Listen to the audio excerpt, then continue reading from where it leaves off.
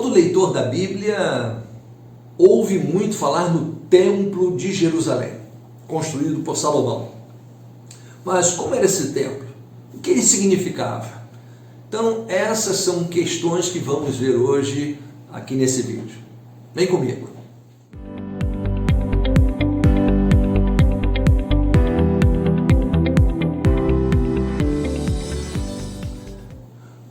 Olá, eu sou o William Scorel, pastor da Primeira Igreja Batista em Guapimirim, Rio de Janeiro. Estamos realizando estudo no Evangelho de Mateus e hoje vamos para o nosso 150º vídeo. A leitura de hoje é Mateus 24, 1 e 2, onde encontramos o seguinte relato.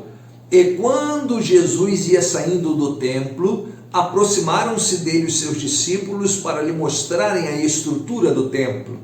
Jesus, porém, lhes disse: não vedes tudo isto? Em verdade vos digo que não ficará aqui pedra sobre pedra que não seja derribada. Que o Senhor nos abençoe. Então, o Templo de Jerusalém. O templo, nós tivemos vários templos, né? Vários templos. Então, você sabe que quando na época de Moisés tirou o povo de Israel lá do Egito e veio para Canaã, eles não tinham um templo. Eles tinham uma tenda, chamada tenda da congregação, né? Ou tenda também da revelação, e ela tinha um cercado, né? Como se fosse um muro, e no meio daquele muro tinha a tenda com determinadas medidas e objetos, que era o local onde representava a presença de Deus. Ali já tinha a arca do concerto ali, aquela coisa toda. Muito bem.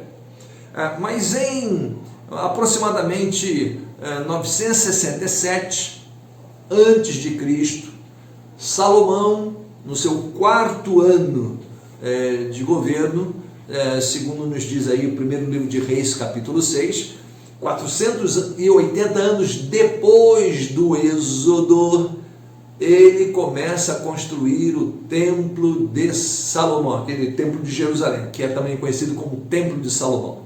Então, ele levou 7 anos construindo este templo. Era um templo, não era um templo. Quando a gente fala em templo, a gente às vezes pensa que é um lugar para todo mundo entrar e adorar a Deus. Não. O templo, as pessoas não entravam no templo. O templo era para abrigar uma arca, um lugar onde os sacerdotes apresentavam parte do sacrifício, entrava com sangue ali no dia da purificação. Então tinha todo um rito, mas para os sacerdotes, o povo ficava no pátio, as pessoas, a multidão ficava no pátio, ao redor do templo. Hoje em dia nós entramos no templo, tem que ter banco, tem que ter cadeira, aquela coisa. Não, o templo de Jerusalém não tinha nada disso, né? Lá dentro era apenas para o trabalho, o serviço dos sacerdotes. Muito bem.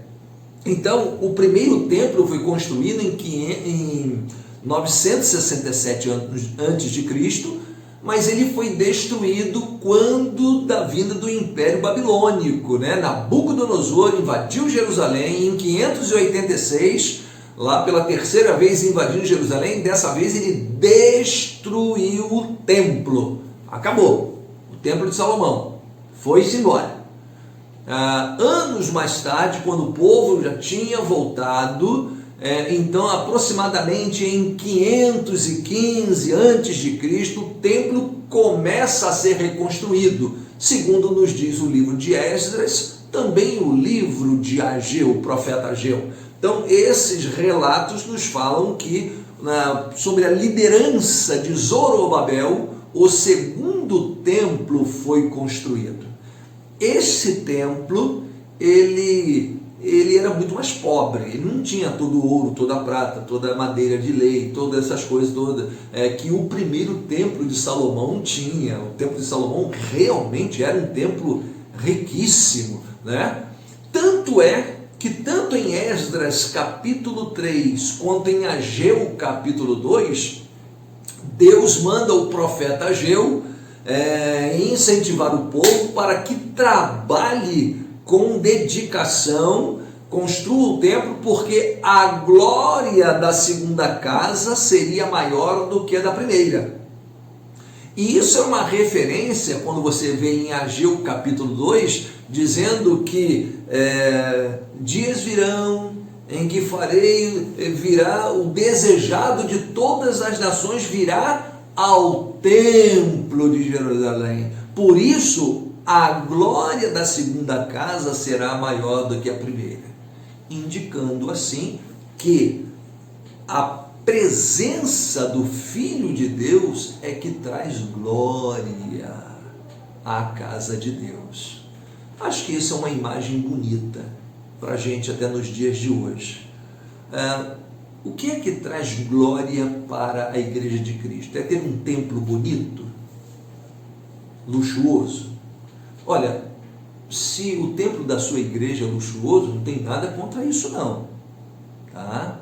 Não tem nada contra isso.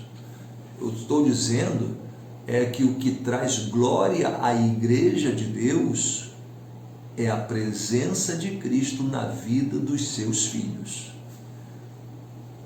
Se é uma igreja em que os crentes, formada por crentes vazios de Deus, não adianta todo ouro e toda prata. Mas se é formada por crentes consagrados a Deus, que temam, amam e obedeçam a Deus, fazem a obra da evangelização, a pregação, então é uma igreja cheia da glória de Deus. Esse templo foi destruído, esse de Zorobabel, que passou por reformas na época de Herodes o Grande, 19 a.C., Herodes começa a fazer a reforma do templo. Na época de Jesus não tinha concluído ainda. Então esse templo que é destruído na época, no ano 70 da era cristã, pelas tropas romanas comandadas pelo general Tito, filho do imperador Vespasiano. Então eu queria dizer para você o seguinte: esse templo de Jerusalém é finalizado. É desse templo que Jesus disse: não ficaria pedra sobre pedra, seria demolido. Agora deixa eu finalizar dizendo uma coisa para você. O apóstolo Paulo, em 1 Coríntios capítulo 3, 6, ele diz que o crente é o templo de Deus. Ah, legal. Então, a noção que tem que se mudar agora é a seguinte, que tem que se ver agora é a seguinte, é que Deus não habita em tijolo, em templos feitos por mãos de homens, como disse o apóstolo Paulo lá no Areópago, lá em Atenas, mas ele habita naqueles que creem em Cristo Jesus como seu Salvador. Então você é o templo de Deus, eu sou o templo de Deus, quando aceitamos Cristo como nosso Salvador. É aí que Deus habita e que Deus mora.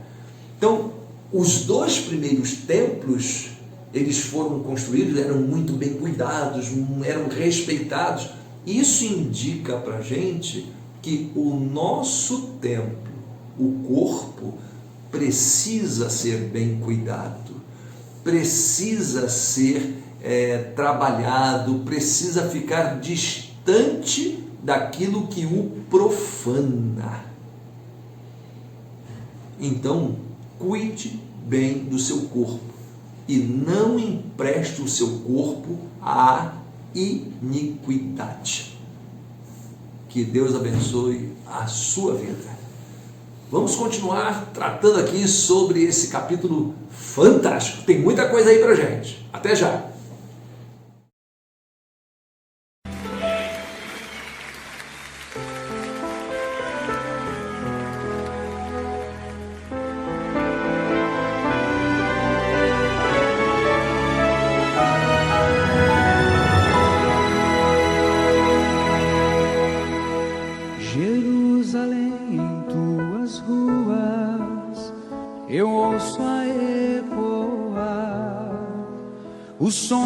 harpa de Davi, minha alma calentar.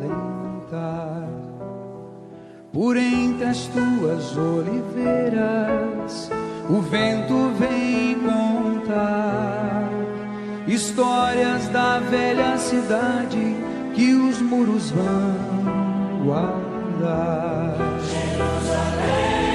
Jerusalém, beleza e cor de Israel, tu és orgulho do teu Deus, Emanuel.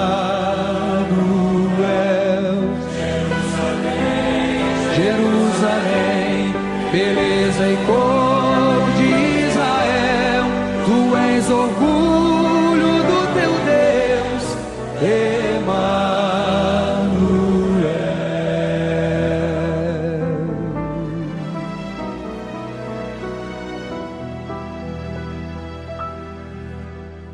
Ainda ouço em tuas ruas o som da multidão,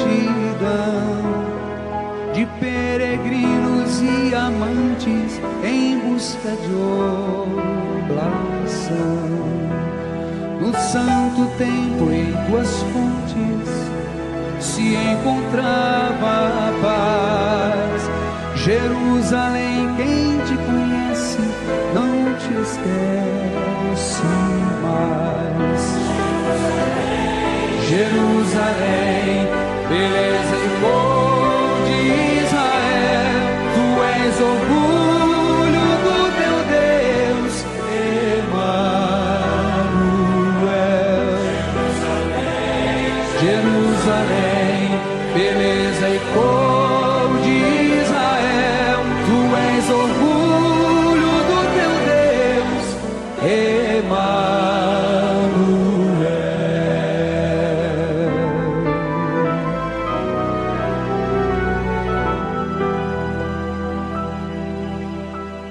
Jerusalém, em tuas preces, lembra dos filhos teus que ainda não te conheceram, mas amam o teu Deus. São velhos, jovens e meninos, distantes do seu lar, que não pisaram tuas ruas, mas vivem por te amar. Jerusalém,